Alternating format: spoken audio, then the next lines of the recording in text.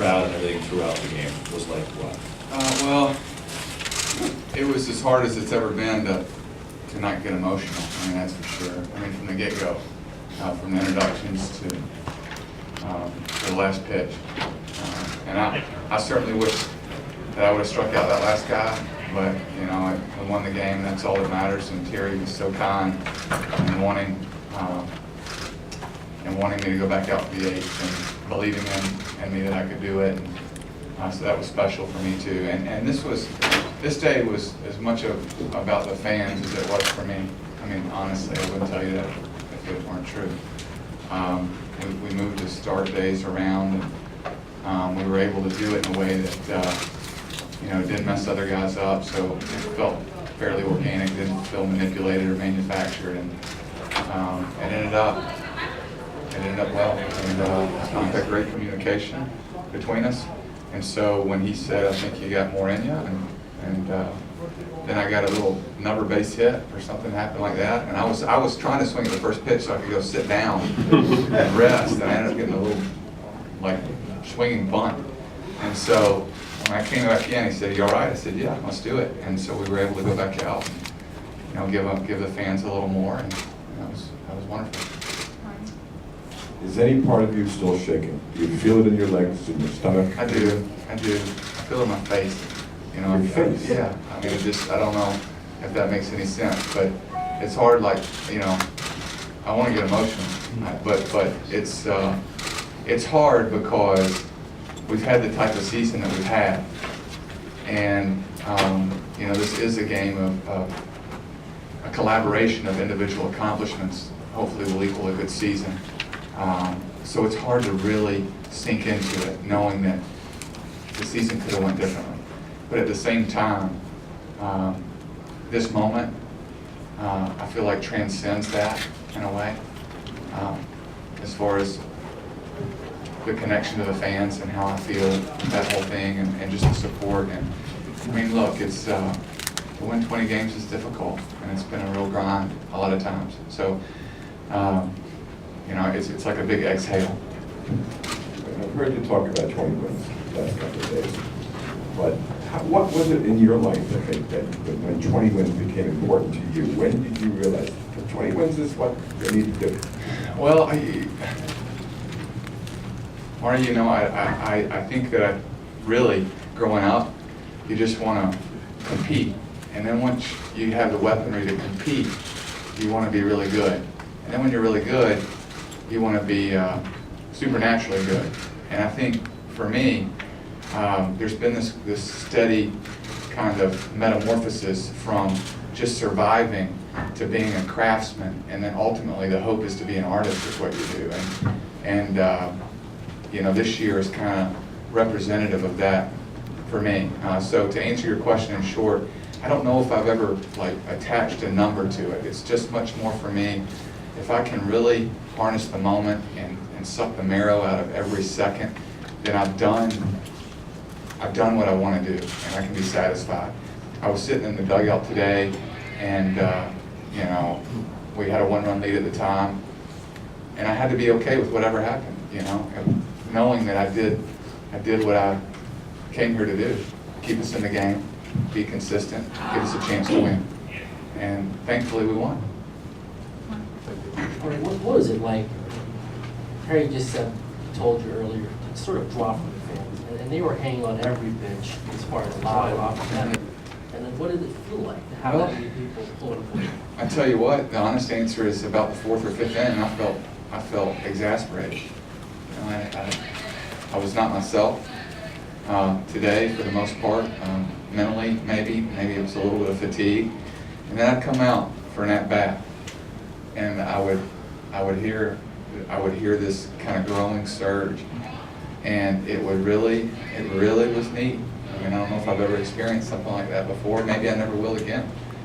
So although I wasn't distracted from the moment, how could you not be motivated to go out there and give the fans, well, and your teammate and yourself, all that you have? I mean, that's as tired as I've been after a game. Like presently, as tired of as I've been after a game. And if it were up to me, I might have come out after the 6th, but I just kept trying to go, because they had come, and I wanted to give them that gift, and thankfully it worked out. All right, congratulations. Thank Can you. you point to a tangible effect that writing the book had on this season? It's a good question. I think I've said it before, a lot of times when you get to a level, when you get to a comfort level about who you are, and you don't have secrets, and you feel the freedom to be who you feel like you're called to be, that's something. I don't know how to quantify that, but for me, that's the tangible thing that I hold on to. And is this a result of the cathartic experience of writing the book? I don't know. I'm going to say this: it certainly hadn't hurt. And to be comfortable in your own skin, which I was not for so long in my life, there's something to that. Were there low points along the road in the career that you gave up the hope that an accomplishment like this was possible for you? Or was it always out there saying, I can overcome things Yeah. and get to this? I never completely abandoned the hope of it. When I was in the minor leagues, even at work in 2005 when I became a knuckleballer, I remember running the streets at 11 after I put the kids down and just visualizing what it would be like to perform well. Like actively, intentionally trying to visualize what that would be like, and visualize my grip, and visualize my mechanic that I worked with Charlie with, and Tim, and over and over and over again. And so I never abandoned hope. I always held out. My hope always outweighed my doubt, and that's what kind of kept me going. That's what I was able to share with my wife. She could sense it. She knew that I had something else to offer. And look, I am by no stretch of the imagination a self-made man. I have had people who have loved me well and poured into me, given me opportunities, and that's special. To have a year like we've had, and that I've had, a lot of things have to go your way. I'll be the first to admit that. You have to have great defense. Guys play well behind you, hit when you pitch. I mean, everything has to kind of click into place. My teammates have done, they've carried a lot of the load for this. For what you see me up here, they've carried the load for that. And I'm incredibly grateful for that. And that's the way it's worked out for me this year. Last year, I felt like I gave a similar effort, a similar consistency, but I was 8-13. So it just doesn't always add up like this, Marty, you know that. It's special when it does, and you certainly want to celebrate that. That's why he made it a warning. Yeah, of course. Has to happen. And may I lay that disclaimer out now too, by the way? It's hard to do. And I want to enjoy this for the next little bit before I think about that. Ari, can you describe being in the dugout watching David fall with Park and suddenly realizing that, obviously you've been grinding for a couple of innings, suddenly you have a 3-run lead, knowing that Well, early on, I thought we were going to need some runs. I didn't know how the day was going to manifest with what I had to offer. I grew into a pretty good knuckleball over the course of the game.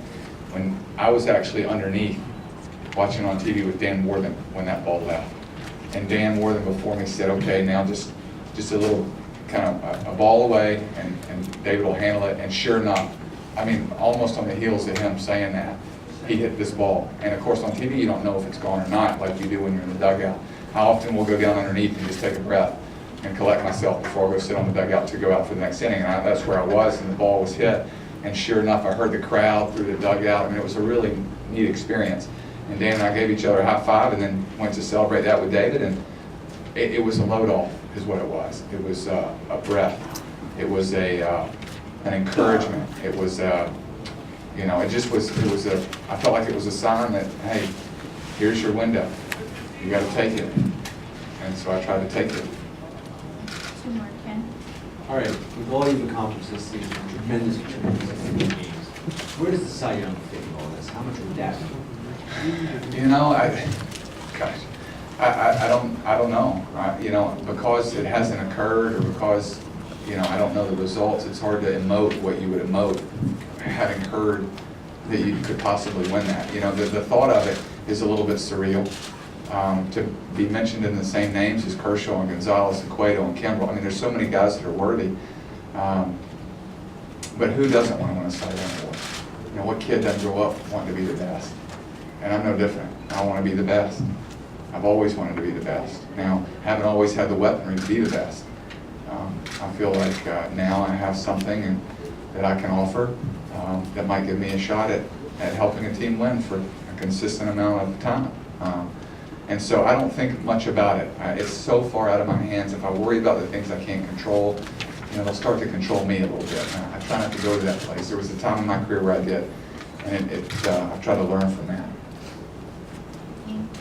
All right, you mentioned when you were sent down years ago that you run the streets at night and try to visualize being successful. When you did that, what did that picture look like to you in your head? What did you see?